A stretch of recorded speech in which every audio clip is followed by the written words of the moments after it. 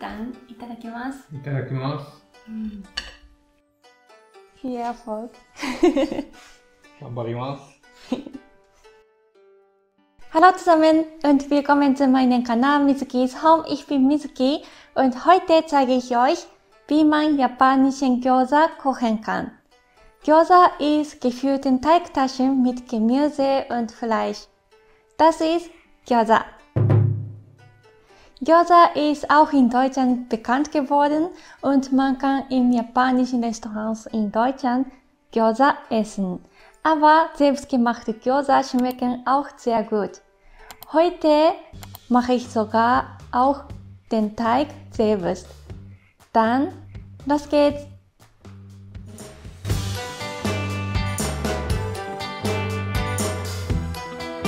Als Zutaten für Gyoza braucht man Mehl, Zucker, Salz,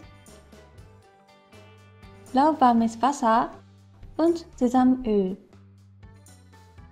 Schweinehack, Kohl, Lauchzwiebel, Zwiebel, Kartoffelmehl,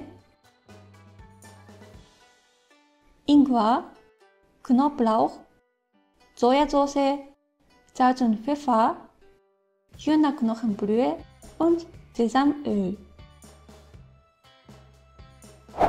Wenn ihr den Teig nicht selber machen wollt, dann könnt ihr solchen fertigen Teig in einem asiatischen Supermarkt kaufen. Ansonsten könnt ihr auch probieren, selber den Gyoza-Teig zu machen.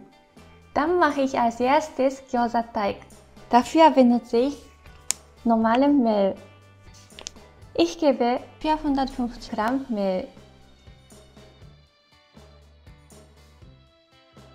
2 Teelöffel Zucker, 2 Teelöffel Salz, 240 ml lauwarmes Wasser und 2 Esslöffel Sesamöl. Dann knetet man Teig. Und heute habe ich einen Assistent, und zwar meinen Mann, und er knetet den Teig. Dann zeige ich euch. Muss man erstmal alle Zutaten mischen. Und wenn dieser Teig ungefähr zusammen wird, dann kann man schon mit Hand kneten. Dabei sollte man Mehl hinzufügen. Das heißt auf Japanisch Uchiko, Uchiko, damit der Teig und Hand nicht geklebt werden. Man muss viel kneten, also man braucht ein bisschen Kräfte. Deswegen, ganbatte, viel Erfolg. 頑張ります。 Ich bin jetzt schwanger, deswegen ist es anstrengend, diesen Gyoza-Teig zu kneten, deswegen hilft mein Mann. Sehr guter Mann.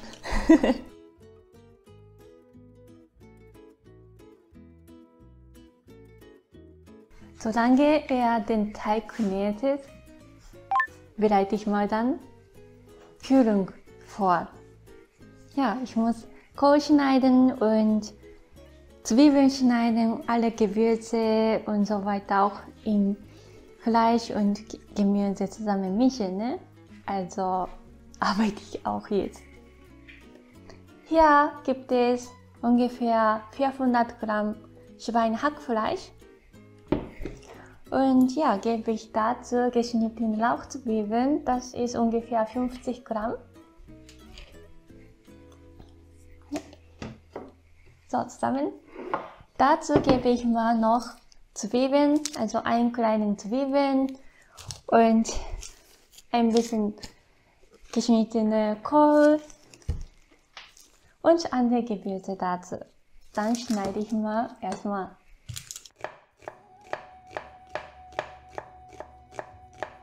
Video aufnehmen ist wirklich schwierig, finde ich. Es ist ja einfach Respekt, dass man so immer gut machen kann.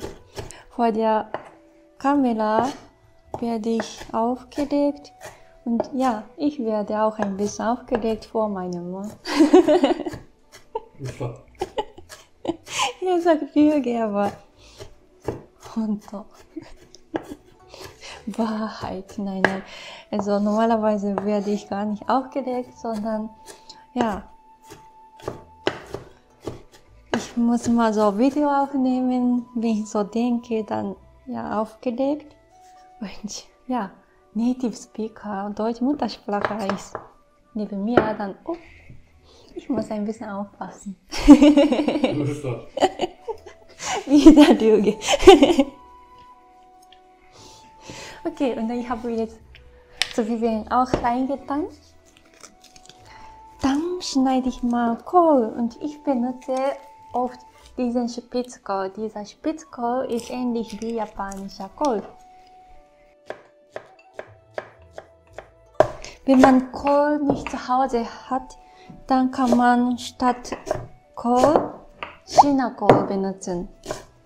Ich benutze außerdem Lauchzwiebeln, aber in Japan benutzt man andere Gemüse, zum Beispiel Nira. So, Nira schmeckt ähnlich wie Bärlauch, ein bisschen so bitter Geschmack oder ein bisschen Knoblauch und so. Aber in Deutschland kann man Nira nicht kaufen. Möglicherweise in einem Asia-Supermarkt Nira kaufen, so eine ähnliche Nira. Aber ja, ich koche meistens Japanisches mit den Zutaten, die man im normalen Supermarkt in Deutschland kaufen kann, damit man jederzeit Japanisches kochen kann. Ne? So, mische ich erstmal. Manchmal sagt man Okidoki. Was bedeutet Okidoki? Okay. Ach so, Okay. okay, Kawaii Form. okay. Ja. Ah, Frauen sagen dann Okidoki, oder? Kinder. Ah, Kinder? So. Okidoki, ich dachte, Okidoki klingt ein bisschen auf Japanisch. Wak wak. So aufgelegt oder ich freue mich oder so, ne? Dachte ich die Kawaii ganze Form, denke ich. Ah, okay. Dann gebe ich mal Ingwer, ungefähr 1 Teelöffel Ingwer. Ja, ich habe schon mal so eine gehackte Ingwer gegeben, aber ihr könnt natürlich so eine frische Ingwer auch geben, ne? Und ich gebe auch Knoblauch, ein bisschen kleine 2 Knoblauch und ja, das presse ich. 3 Sojasauce, eine Prise Salz, eine Prise Pfeffer, 1 Teelöffel Hühnerknochenbrühe, 1 Teelöffel Sesamöl und 1 Esslöffel Kartoffelmehl. Mein Mann knetet wieder den Inhalt. Also kneten ist seine Arbeit. Einfaches mache ich und Schwieriges macht er. Eine gute Arbeitsverteilung. Wir kochen vorher auch Reis. Dann rollt man den Teig dünn. Dabei sollte man vorher Mehl auf den Teig geben, damit man einfacher den Teig formen kann. Wir formen ihn mit einer runden Form, die ca. 11 cm Durchschnitt ist. Ihr könnt auch den Teig mit einer Teigmaschine dünn machen oder nur mit einem Teigroller zur runden Form bringen. Übrigen Teig kann man nochmal rollen und wieder benutzen. Der Gyoza-Teig sieht so aus. Okay, dann wir haben schon mal den Gyoza-Teig und Inhalt zubereitet. Das müssen wir zusammen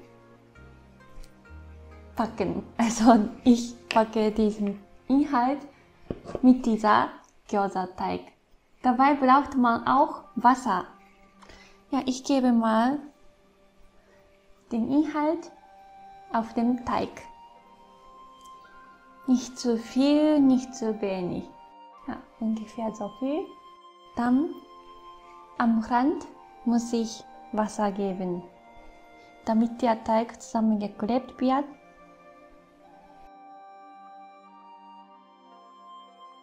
Dann klappe ich mal Hälfte.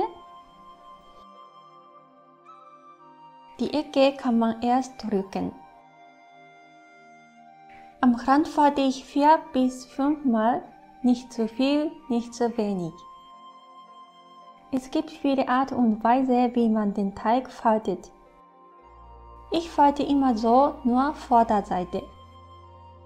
Die Rückseite hat kein Falten.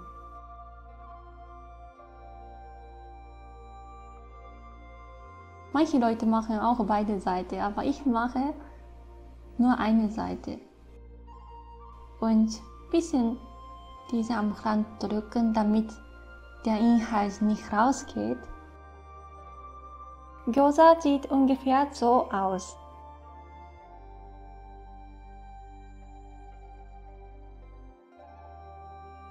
Gyoza ist erstmal fertig. Das muss ich erstmal braten.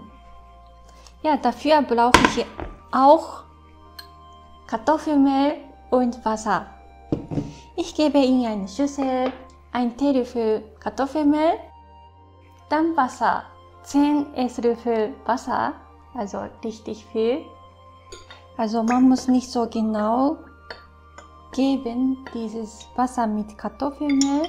Also man kann einfach ein Teelöffel Kartoffelmehl, dann einfach viel Wasser dazu. Ich gebe Öl auf eine Pfanne und warte, bis die Pfanne heiß wird. Dann lege ich Gyoza darauf. Ich reduziere ein bisschen Hitze runter zwischen mittlerer und maximaler Hitze, damit Gyoza nicht angebraten werden. Wir essen so viel, deswegen brate ich so auf einmal ganz viele Gyoza, aber wenn ihr so wenig essen möchtet, dann ja, brate mal noch weniger. Okay, dann gebe ich mal schnell diesen Wasser mit Kartoffelmehl. Dann einfach drauf.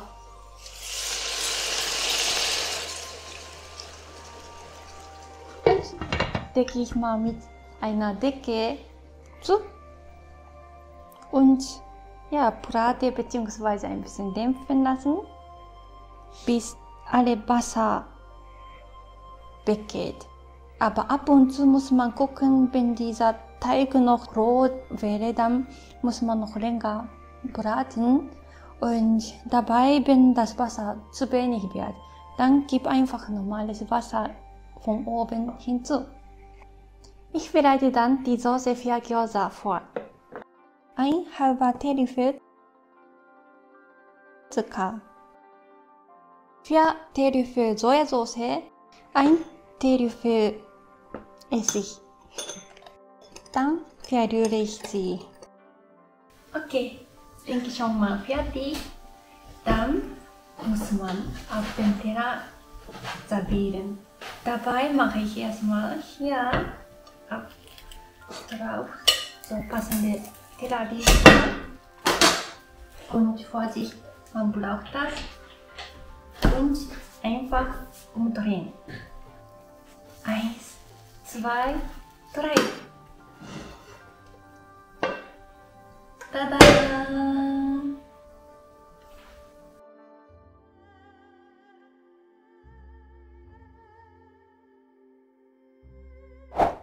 Dann Gyoza itadakimasu. Ja, ein bisschen Gyoza Soße.